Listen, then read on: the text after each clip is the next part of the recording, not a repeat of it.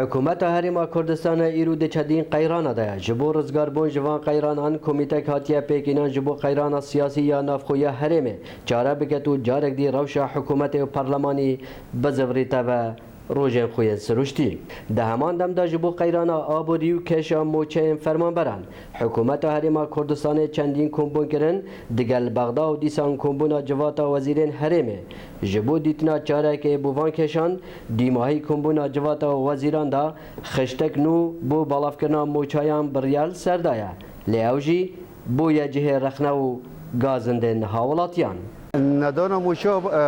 کارگری که گلک یا مازن یا سربازاری کردی خلکی وقتی که کار نبید معاش نبیدن در کبید بازاری بری که یا خوری بیده چی کرد بگید معاش پیشمرگی کیم که آنی موظفی کیم که اول بره حل نو بشاره سری اولینه چهار سری اول مسئول مسئله حتی بنی بلا دزیه نکن احزاب واجبه اویا و بیت نبید یه چون سر کرسی که دا خدمت آبی ملتی بکن نه چون کدالت کردن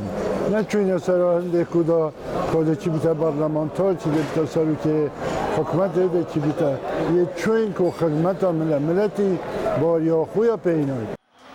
هاولاتی قیران آبوری به قیران سیاسی هرمه و گرد دنو دبیجن اگر لیان سیاسی نزدیکی هفته بن قیران آبوریجی ده چاره بی قیران دارایی اب سرمداواتی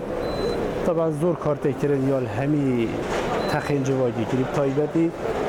فرمان بران و هر وقتی که اف لوانی سیاسی بجهنه ادبین قیران داراییش ده